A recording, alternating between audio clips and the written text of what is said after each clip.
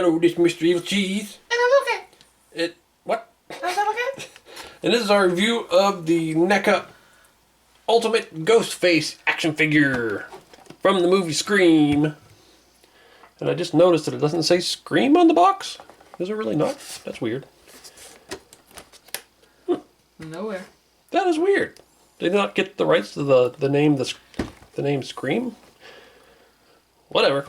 But there's the box. I don't know what is all over this. Dust. I must have been doing something. Well, I was doing something. That's like a dust and something I was dremeling. But yeah, this cool picture of the mask on the box. On the side, picture of the figure over there. More pictures of the figure. And then there's a little description. This is definitely like avoiding the name Scream here. There's a picture of the figure inside. And there's the figure there. And it seems to be based on just like, not particularly the first movie, it's just Ghostface with various things. Which, whatever, I don't care. But let's open him up. Okay, so there he is opened up. And he comes with a decent amount of accessories. Comes with 3 alternate heads, glow in the dark. And then there's the bloody one, and this cracked worn one, crackulated. And then he's got the voice changer. Seems like he should have come with the cell phone. Yeah, what's he going to use the voice changer for if he don't have a cell phone? Payphone. And then he's got 2 alternate hands for the holding of the different weapons. He's got 3 different knives. Looks like a hunting knife, another hunting knife, and a kitchen knife, and a scythe. And there's the figure itself, which looked pretty cool. I mean, most of them is the cloth is what you see, but that makes sense. They could have went the sculpting route with the outfit, but I think it'd probably be better to go with cloth on him. Mm-hmm. But I think it looks pretty good, and it's also got that sort of shiny material, like that Halloween costume material.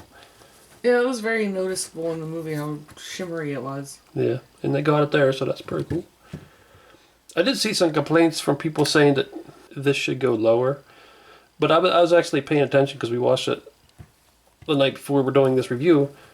Just pay attention to the length, and it's inconsistent in the movie. It is at this length sometimes it goes down to his feet. Well, it could be depending on who's wearing it. Yeah, that is possible. That one of them was taller than the other one. That's true. This must be the taller guy. I haven't looked underneath here yet, so I don't know how... Well, yeah. So his legs are finished, but once you get up to the torso, it's not finished. Which is fine. Whatever. Sexy. But You got a butt. You got a little butt. I still gave him a butt crack. Yeah. What about these arms? Was that glued there or something? It's stuck. Well, I don't know. Doesn't want to go, so I'm just gonna leave it. But you don't need to know. Yeah, don't need to. I think they did a pretty good job on it. The mask looks good. The boots and the legs look good. What you see in the hands and the outfit. I mean, it looks like what it's supposed to look like. It looks like a... Because the outfit they use is just one of them Halloween costumes you buy at any old store, and that's what this looks like. Just like it did in the movie. So I think that looks pretty good. It's got a weird feeling to it. So here it is when you pull the hood down. Guess we can switch the head out. So there it is with the bloody head. It's basically the exact same head as this, just bloody. That's pretty cool. There's the cracked mask, all weathered looking. So that was pretty cool too in its own way. But I prefer just the regular one because this is the one I think of. But that one's kind of cool. And here's the glow in the dark one. You can see it's kind of got that weird green look to it. And we'll try to show it glowing in the dark. Hopefully that shows up good on camera. There he is glowing. You can't see it all on camera. It's very noticeable in person. Yeah, you can see it. Just turn the big light out.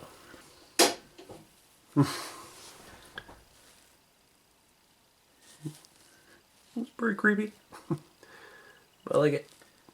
So there he is, holding the smallest knife and the voice changer. Even though we just watched the movie last night, neither of us can remember if this is how he holds the voice changer. It seems to fit better that way, but that's how we're putting it. But that's pretty cool. I like the blood on the knife. There he is with the kitchen knife. Doesn't seem to want to fit into the other hand, but fits in this hand. There's like the bigger knife, the Bowie knife or whatever, bigger hunting knife. Once again, it doesn't seem to want to fit into this hand. I think this one must just be for the scythe. So it looks like they actually did give me two of the exact same hand. There's absolutely nothing different about these two.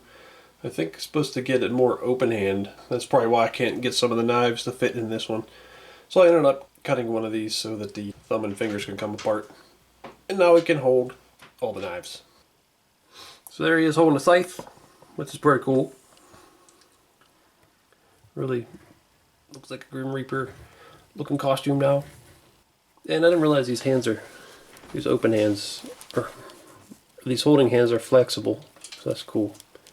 To get that on there a little easier. I like the wood on there. And the weathered looking blade. No blood on it. That's okay. Guess we'll do articulation. The head can move around really good. And then the shoulders, also really good. Double jointed elbow. And I think it could spin, yes, it could spin at the elbow too. Spin at the wrist, and there's a hinge, yeah. It comes out. Hand popped off.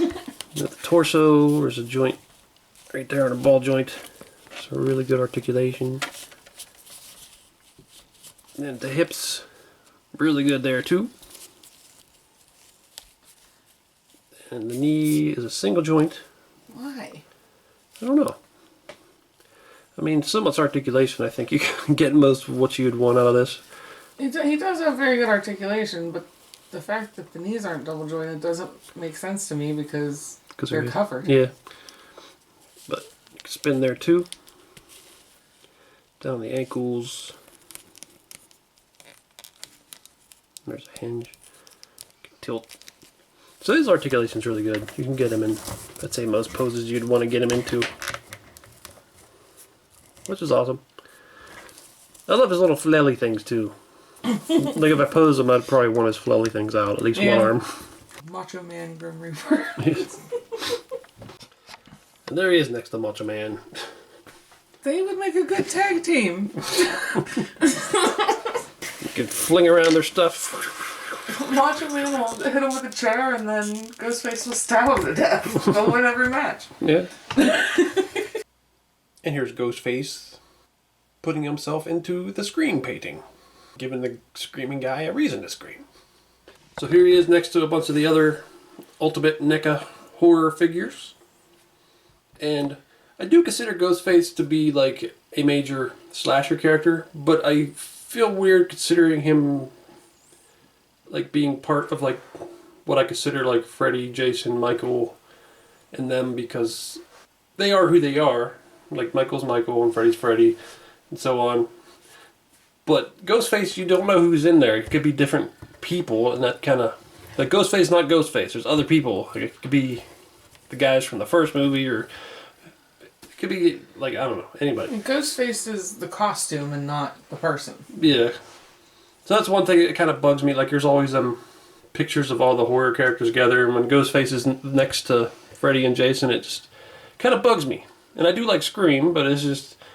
And also in the movie, they talk about Freddy and Jason and Michael as movies, so they're not real in his world, they're just fictional, so it just doesn't go with them, to me. But I know a lot of people consider I'm just up there with them too. I just never did. But still, it's cool seeing all these Ultimate horror figures together. NECA's starting to run out of big horror characters to make an Ultimate form. I can think of some. I'm saying the big ones, the really big ones. Okay, so I like this figure a lot. I never did get the 8-inch cloth one, but I figured it really wouldn't be too much different than this one, just a little bigger. But definitely want to get the Ultimate one. And I think it's really good. The articulation is pretty good. I think the mask is sculpted well. And then the only other really major thing would be the robe, which I think they did a pretty good job on. Yeah, it looks like the right material and everything. It looks good. Yep. I like it. And his accessories. I like his weapons. I like that they have blood all over the knives. Yeah. I like weapons better when they're bloody. And the alternate masks are cool too. The three of us kind of look like we go together a little bit. A little bit. Well, this is Mr. Evilcheese. And I'm the bucket. Thanks for watching. Goodbye. Ring, ring, ring, ring. Hello. Hello, Jennifer. Oh, hey. Is this you, Matt? Do you like scary movies? Oh, no. Do you like hairy boobies? You shut up or I'll cut you like a fish. How does a fish gut somebody? Ugh, just shut up. Do you like scary movies? Yeah, I do. What's your favorite scary movie? Oh, that one with... Oh, wait. There's one where this guy and this girl, and it might have been another guy, and then they go out to this farm or something, or maybe it was the woods. And then the killer... Well, actually, there was like a stream, or not a stream, like a, I don't know, a creek, river, some kind of body of water. And this guy, he came out of there, and then, what was that? What did he do? I forget if he killed the first guy, or wait, was there like a, maybe not that movie. There's a different movie. There's one with the oh crap, my battery died. If that wasn't Matt, I wonder who that was. Oh well, guess I'll never know. What? Did she block me? Ugh. Maybe I should just knock on doors and give up on this whole phone thing. Hey everyone, it's Clementine from Telltale Games The Walking Dead, and you are watching Mr. Evilcheese and Zombie Cat. Don't be a shitbird and subscribe already.